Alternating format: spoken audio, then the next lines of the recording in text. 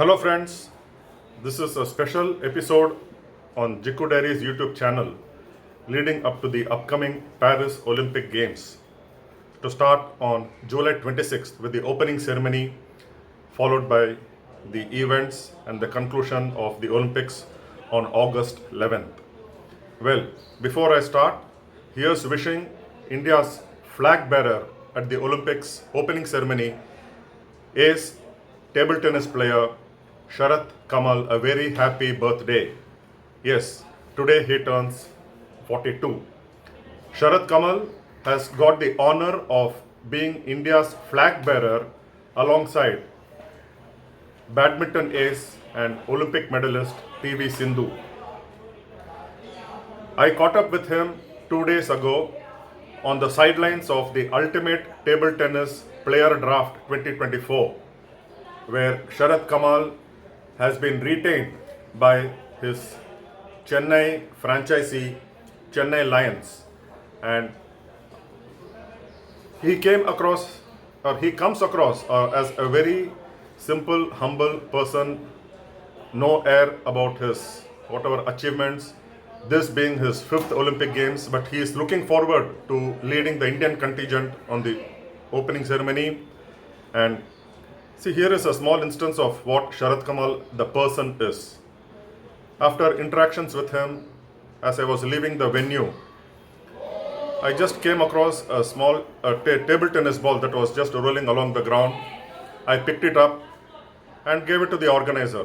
Then as I was going, I thought, why not take the ball and take Sharath Kamal's signature on it. I had the ball with me, but there was no Sharath Kamal around.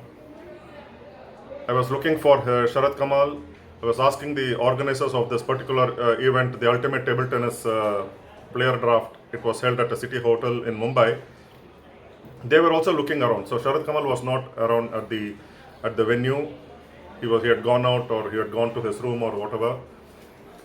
I was looking for him. Then I was also looking for a marker for him to sign on it. I had the ball. First there was no marker. Then I had both marker and the ball, but there was no Sharath Kamal. So finally I gave up hope, returned the marker to the organizer, and as I was leaving the venue, I found Sharath Kamal in the ground floor of the hotel, just going around to his room. So I go to him, ask him to sign on this particular TT ball, but then he also did not have a marker, and he said, we will ask the hotel receptionist or the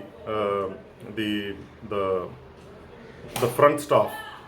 And I'm sure, because he did it on his own, I said I'll go get the marker from the first floor where the player draft took place. But then he said, no, these people will have. He himself asked the receptionist at the counter. Unfortunately, they did not have one. He himself went to the bell desk to ask the staff there for a marker. Unfortunately, she also did not have. Then I told Sharath, wait, I'll go get it from the organizer, and I got the marker. And all along he was waiting patiently on the ground floor, talking to my other two journalist friends. And this is the result of that. He has signed. Normally I don't take autographs. I only take photos of athletes and avoid taking photos with the athletes, be it cricketers, any sports persons, or any popular personality. But then, being a flag bearer, it is an honor. And as I am also going to be in Paris for the Olympic Games, my first ever Paris Olympics, I just want to capture this moment. Sharath Kamal signing on a table tennis ball, and just to keep it for posterity. Very, very rarely do I collect autographs. I used to collect autographs before I got into journalism, but then after getting into journalism, it has been taking photos of sports persons and very rarely with them. And I tell you, I am not the guy to take selfies with players and sports persons. But this, I thought, being the flag bearer and the honor that it is to be the flag bearer at the Olympic Games, is something which I thought let me just take his autograph and keep it for and save it for myself. So this is what he has given to me. So finally I got the marker and also got Sharath to sign on it. Anyway, so moving on. Sharath Kamal is looking forward to being the flag bearer, and in this interaction that we had, and I also asked him a few questions, Sharath Kamal is looking forward to being the flag bearer. It will not be out of place to say Sharath Kamal has reached the league like what Vishwanathan Anand in chess, Sachin Tendulkar in cricket, Leander Paes in tennis have reached. There was an era where the three were looked upon as the icons. Their career coincided with each other's, and then later on, it is now the era of the 40s sports stars, Rohan Bopana and now Sharath Kamal. So Sharath Kamal is to table tennis, that is Indian table tennis, what Paes is to tennis, Vishwanathan Anand to chess, Sachin Tendulkar to cricket. So that is Sharath Kamal, and it is credit to him and to his passion and to his desire to take Indian table tennis to a new level, and which is what it is today. He is the highest ranked Indian table tennis player in the country today, and he will be in his 5th Olympic Games, starting from 2004 in Athens on to 2008 in Beijing. He missed 2012 in London, back in the Olympics in 2016 Rio, took part in 2020 Tokyo Games, which was actually held in 2021 because of COVID, and now this being his 5th Paris 2024. And yes, don't miss the part of that interview where he says his favorite and most memorable incident at the Games Village. I'm not going to tell you what it is. Listen to Sharath himself. Started your Olympic life in 2004, 2008, London, you missed it, 16 and 20. 20 years of Olympics, you must be getting that special thrill, isn't it, to be part of the Olympic moment again? Yes, there are a lot of things that that has happened now. So as you said, the first thrill is being the flag bearer. Being announced as a flag bearer after at the 5th Olympic Games. So it's taken me a long while to get this far, but I'm really happy that I'll be able to lead the team this time as a flag bearer. So that's the first thing. The second thing is qualifying in the team championships. So I've been trying for this qualification team championship since 2008, or I, in the sense, myself along with the other Indian players and the federation. So we try to focus on it and try to qualify. But fortunately or unfortunately, this is the first time we've qualified. We cracked that, and both the men team and the women team have qualified for the first time, and that is where we are looking at a probable outside the box chance to get that medal.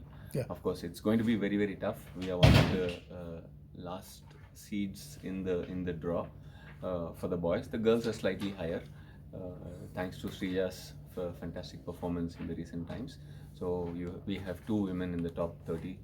So that has propelled India's ranking as such. But even though we are ranked slightly behind, I think all of us are in pretty good form. Preparations have been fantastic. We have our last bit of preparation now in Europe for like 10-12 days. We're going to the French-German border for like 7-8 days, where most of the other Indian sports are also there. Neeraj Chopra is there, PV Sindhu is training there. There's some boxers who are training there. So a lot of people are training in that center. So we're looking at the last leg there, and we'll start off the Olympic campaign there. Yeah, Sharath, you qualified, but what are the significance of this qualification, men and women, for Indian table tennis looking at a broader canvas? We feel like Indian table tennis has been constantly growing. We've been in the upward drive since 2016, where in Rio Olympic Games we had 4 players qualified for the Olympic Games. so which was for two men and two women in the singles. So that was the first time we had four players, and from there slowly we're getting better. So 2020 we qualified for the mixed doubles, and now for the team event. So you can constantly see that Indian table tennis has been growing and developing very well, and we as a generation are setting fantastic benchmarks. So let's say the next Olympic Games qualification shouldn't be our aim, but going beyond what we've done this Olympic Games is what will be the target. So I think year after year we are able to set these benchmarks and push ourselves beyond our own physical and mental capabilities. Sharath, what does it mean to be the flag bearer? And you've been in the previous Olympics and seen others do it. But what does it mean to you to be the flag bearer? Personally, for me, first I didn't believe when they told me I would be the flag bearer. So it took me a while to actually for that news to sink into me and understand. But then now, once it's been announced, in fact, they announced me as a flag bearer almost like 2 months ago, one and a half months ago. So from that day onwards, I'm actually eagerly waiting for the 26th of July when I can lead the Indian contingent into the opening ceremony, holding that flag in my hands. So I think when I looked upon Rajwardhan Rathod in 2008 or Mary Kom last time, we as co-players we feel so proud. Wow, what a person to lead us into the Olympic Games. So today, in this Olympic Games, I would be the one who would be leading all of them. So it's a great honor, not just for myself, but I think for the whole table tennis fraternity as such. Sir, 4 Olympic appearances, which has been the most memorable one for you? Tough one to answer. For I had my best performance in 2020 and 2008. These two have been my best performances where I played round of 32. But I'm pretty much sure performance-wise 2024 is going to be the best, and I'm looking forward that Paris will be the best. How have been the preparations going on? Like, you had some tournaments before. So How? I broke down my calendar the day we knew we have qualified, which is 5th of March. I personally had 5 months in hand, so I broke down my entire calendar week by week and saw that okay, where do I do what? How do I first? I took nearly 6 weeks to work on my body, get down on shed some weight, get faster, get quicker. So nearly 6 weeks that happened, and then another 4 weeks I went into Europe, practiced in the same conditions as the Olympic tables, the Olympic floor, Olympic floor, and the Olympic balls, trying to adjust to the conditions for the Olympic Games, and playing with different players, because in Europe you get the opportunity to practice with different players. It's a close-knit community, so it's quite easy to travel 1-2 hours to different places and practice with different players. So I did that, and then we came back and we had a training camp in Bangalore where complete focus was on doubles and the team building. Max had come in by then, and we had 3 matches where we tried out the doubles combinations and also trying to become more match sharp. So all this is done. Now I feel in the last leg we'll just focus a little bit more on the doubles and the team building and few things here and there, touch up here and there, so that we are able to get our best, let's say, make use of our potential to the maximum use at the Olympic Games. So that is why we are preparing, and we need to make sure that the periodization happens at the right time. Sharath, I'm sorry. 20 years of professional table tennis, whereas Indian table moved on from there actually. 2003 I noticed was your first event. Whereas it moved on from all counts actually, skill-wise, equipment-wise, strategy-wise. Where do we stand today in comparison with the other top countries? My first World Championships in 2004, when I played, we were ranked 36 in the world. We hit a career best ranking of world number 9 in 2020. where myself and Satyan were ranked within the top 30s. So I think that's been a fantastic race, and it's not just us. And now the women also with the rankings, they were even behind us, probably around 40 in the world. To now, what you see, 11, 10 in the world. It's a fantastic graph that we've gone through, despite so many changes that has happened, technical changes, equipment changes, rules changes, game scoring points changes. So many changes have happened, and we've been able to adapt and keep constantly growing ahead. So I'm pretty much sure Indian table tennis is in fantastic hands, and the future is something which Indian players, it belongs to the Indian players. Uh, Sharath, what is Max is coming like a couple months ago, 1 month ago? What are some of the changes that he has brought in? How important is he the team, and do you think should have been brought in slightly earlier? There's no point in discussing if he should have brought in earlier or before, because it doesn't change anything. And the changes that that he would bring about is to keep it constant, because something has worked with all of us over so many years, over the last 6 years without him. So he is trying to figure out what's the thing which is helping each of us individually, trying to work with us, talk with us. So many times I did have these individual things, because I still remember there was one match where me and Manav were talking, we and Manav were playing doubles, and Max was telling us something about things which we've been discussing about, and I know what he means, but I could clearly feel that Mana was not able to understand what he says. And then I stepped up and said, Max, can you explain what you're telling? And post the match, he thought it was me who was asking what. I said, no, Max, I understand what you're saying, but I need Manav to understand what you're saying. So there, I think he is able to individually cater to each one of us. And the most important thing is he's building up on the team, which is core competence. He's a fantastic team guy. He builds the team well together, and he makes sure the team is one unit. Sure, the excitement levels, no, from the first Olympics that you went to and now the fifth, has it changed, or is it the same, or it's? But you're wiser with experience and all that. But how do you look at it? A lot has changed. Actually, when I qualified for the first Olympic Games, I really didn't know that I'm actually going to the Olympic Games. And when I went to the qualification tournament, I didn't know what tournament was it. The federation had sent me. I just went. I played. I qualified. I played some really good table tennis, and I qualified.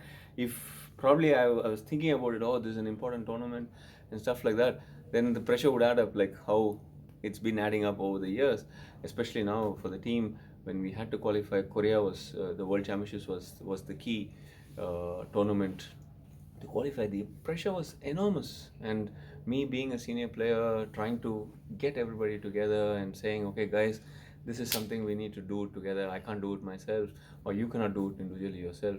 All one of us have to get in together. That adds a lot of pressure, and with age I'm able to understand that, of course, you can't do without that pressure. You can't the you don't you're not able to explode into a fantastic performance without that pressure. You need that pressure to have that kind of a performance.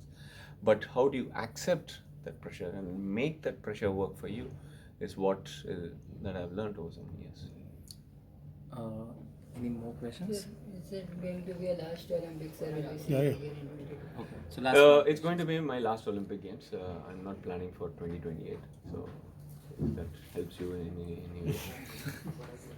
Overall expectations from whole Indian contingent? We from the whole Indian contingent, I would say this time around we are going to have double-digit medals, because you can see across different sports, we are one of the best. We are competing against one of the best in the world. Earlier, just mere qualification for the Olympic Games used to be a very tough one, but now we are not just qualifying, but we are in the ranks. Let's say athletics, in events where we were very very far away. You have Avinash Savli, steeplechase. Nobody thought we could beat the Kenyans, but these guys out there beating all of them and doing so well. So across all sports, I think we have very good chances, and I'm pretty sure this time we'll come back with double digit numbers. Sharath, something about life in the games village and some memorable moments meeting, the unbelievable legends of world sports from different disciplines. Can you share some? 2004, I was alone. I was a single player there. Kamleshwar was the coach. So Kamleshwar, I don't know where he was. I was just loitering around. Probably he was in the room. I was just loitering around. Went into the dining, and as I was walking into the dining, I see one guy with a tennis bat and long hair out. I thought I saw him somewhere, but I couldn't recognize him. And as we cross our paths and we go into the dining hall, 2-3 minutes into the dining hall, I was, damn, this is Roger Federer, man. How did I miss it? And then I'm like, kahan hai Roger? Where is Roger Federer? Where is he? Where is he? Where is he? And he was sitting in the table, rows and rows of chairs and tables. So he was sitting in one place. So I took my lunch, sat as close as possible, not to, be too close to him so that he doesn't feel Awkward. into his space. Yeah, I sat as close as possible and then had my lunch. So I can say that I dined with Roger Federer. आप team में अभी most experience player हो और आपके team में mix event में थोड़ी junior भी है, तो ओलंपिक का प्रेशर हैंडल करने का आप कैसे गाइडेंस दे रहे हो? मतलब एक्चुअली वो कोच का काम है. नहीं, आप एज ए कलीग कैसे गाइडेंस? या इजी है बिकॉज इतने सालों से कर रहा हूँ मैं, not just this Olympic games. पिछले ओलंपिक गेम्स में भी वही था, सत्यन का फर्स्ट ओलंपिक गेम्स था वो. So still we are working as a team.